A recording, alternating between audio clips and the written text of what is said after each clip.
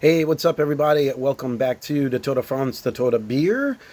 This is stages 3 and 4. As you may have noticed, there wasn't anything yesterday because I didn't do anything yesterday and today. So, I am unfortunately experiencing some back issues, which is really unfortunate because I was really looking forward to reviving this channel and this challenge, so to speak, that I like to be able to do. Tasting all of these different beers, going on 21, or maybe not 21, but a bunch of different bike rides. But it didn't happen. Since Saturday, wasn't feeling that great Saturday night, I guess, or whatever. But I was all right. And then Sunday, I said I'm just going to chill. So Sunday, we did the review with the Dad's Beer, the 2.7 or 2.9% IPA. I said, you know what, but I'm not going to ride. I'm just going to rest, keep everything good, everything refreshed. And as the day progressed, I'm like, you know what, I'm still not feeling right. So we're just going to go back, getting more rest. And then Monday, I said, all right, I'm going to go and do this ride. There's a climb I wanted to do called Mount Agamenicus. And if I feel it, great. If I don't, it's still a really nice loop up and around Chase's Pond. And shortly after swinging a leg over the bike, the whole body was like, no, we're not doing any of this today. So that became a drive home on 95 South initially, where if you know this area in New England, everybody goes north for the holidays and stuff. So 95 South was a parking lot, so jumped onto Route 1 and then actually followed a path of a ride that I just did recently, go up and around, leading my way to Route 103 in Fort McCleary. And again, I mention all of this, so in case you ever want to see these rides, or so I'm telling you about the ride that I did, but this one was the drive that I did, the ride I did previously on a backwards route. Saw a rider that I know, and then I went home, and it's time to chill out and take muscle relaxers. Muscle relaxers and craft beer together, no bueno, so we don't do that. And it's still bothering me, so today is Tuesday, and still not happening. So no rides, no beer. Just going to kind of chill. The back is feeling better. I feel good enough to get around a little bit more. Everything's a little bit loosened up. But I do have the Jam Fund gravel event this weekend, and I want to make sure that I can get to that. So Tour de Beer is on pause for a little bit. We'll see where I can get a couple of rides in, maybe, just to make sure everything feels good. We'll get the ride in, the big ride, the event ride on Sunday, and then get back after it. So, Dirt Squad Challenge on hold, Tour de Beer on hold. That's fine, though, because, I still have 8 or 10 beers that I'm really looking forward to trying, things I've never had before. So, I've got some new beers, new to me, to be able to check out and then share with you. So, what were we doing before?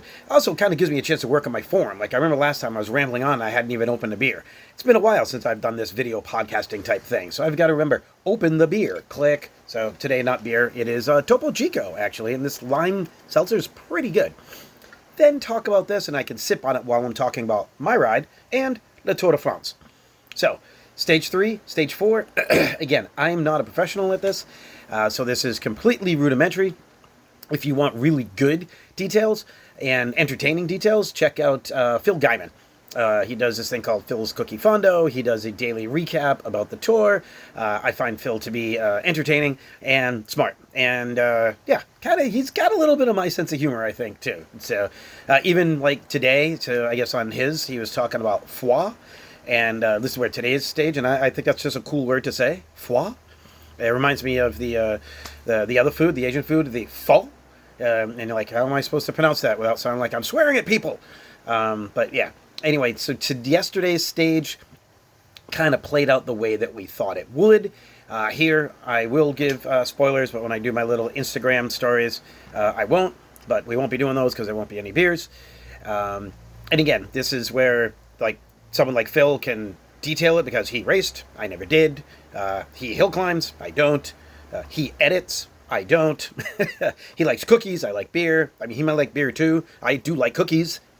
Maybe one day I'll make it out to Phil's Cookie Fondo. I don't know. Anyway, check out Phil's Cookie Fondo. I'll put a link in there for you to check it out if you have not. Back to the stage. yeah, it worked out kind of the way that we thought. Tade wins. Tade ties. Tade wins more stages, so Tade now has yellow, where we expect him to be. Jonas, constantly looking behind him. I don't know what he's looking for. Like, hey, somebody help me? No, you're Jonas Vingegaard. Go, keep going. Paul Success was in there as well. He looked really good. Isaac Del Toro ends up with a 2, so it was a 1-2 punch once again by UAE. And yeah, then we come into today's stage, which did not go. Predictions were it's going to be a breakaway stage, which it was. The breakaway looked like another mini peloton. It was 22 or 23 riders. Name a rider, they're probably in there. Eventually, it starts to thin out. And as they get up to the top, Lidl Trek did an excellent job. And we had some Americans that were in there. We had the Quinn show going on. Sean Quinn, Quinn Simmons. Sean Quinn, Quinn Simmons, both Americans. One on the EF team, which is an American team. The other one for Lidl Trek, which used to be an American team, but now they're a German team because Lidl has the majority share. But I work at a bike shop, and we sell primarily Trek. So, of course, we're looking for the Trek guys. And on the Madones, they're wearing those or riding those custom-painted Madones for the 50th anniversary of Trek bicycles. They look pretty cool. Anyway, Quinn Simmons, he's really fast. He's got a crazy, long Hulk Hogan beard. And I think he probably just said, "Get on my tail, brother." And he just sprinted, and Mads was able to get behind him. Then he dropped off, and we had another Lidl Trek rider there. Quinn Simmons still trying to get into the mix if he was able to drop some of the other riders, because the peloton was 12 minutes, 13 minutes, 14 minutes back. Whoever comes out of this is going to get yellow, which is crazy by that much, but it's that group who's going for it. And Quinn Simmons had an opportunity, but there was someone else who was also way back before the stage, but they were in that group that is together, and I'm going to butcher his name, Turgris. This is why you should watch Phil, and I should have wrote it down because now I don't remember exactly. But he rides for an Uno X team. He ends up getting yellow, so it's let me back up a step. As they're kind of coming in that group, Quinn Simmons drops his lead out. Here comes Mads Pedersen. They go into the last turn. Mads perfectly timed, almost like a little BMX move, swooping into a berm, even though there's no berm, and yes, sprints away from everybody. The dude is big, and he is powerful. So, Mads with the win. Madone, Lidl Trek, W. Quinn Simmons, the American Road Race champion, in the 2. They got his riders trickling in after that, but the rider who ends up benefiting the most is this rider from Uno X. And from what a little bit of research that I did, it looks like 4 years ago he had testicular cancer and was in the hospital. And now he is in a front group at a tour stage of the Tour de France, and now he's wearing yellow. Chapeau. Like, what else can I say? Other than I should be able to say your name properly, and I apologize. I had it written down. I don't have that, but like I said, I don't edit. I just want to kind of bang these videos out when I can. But Sean Quinn ends up moving up to 2nd overall now, I think, in the overall standings. And he could hold on to that as they start to go through some more mountain stages and see where everybody else is at. Anyway, so that is what we got for Tour de Beer and Tour de France and what I've got going on. Excuse me. I don't know if I'll do any more of these. If I'm not riding or rating a beer, then I'll just say go check out Phil or L'Entente Rouge or whatever it is. There's some other podcasts that are out there. There's one I'm going to tell you now. You know what? I'm going to be on positivity.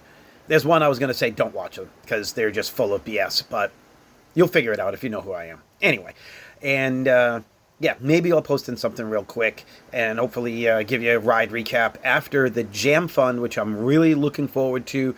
That is Jeremy Powers and Ellen Noble and a bunch of cyclocross guys and gals. And it's a good fundraiser for them to be able to keep kids on bikes and racing bikes. So that's about it on this end. I hope everybody has a great night. And as always, be good to yourselves. Be good to each other. Ride bikes. Drink craft beer when you can. And do epic shit. All right, we'll talk to you later. Uncle Frank is out. Cheers.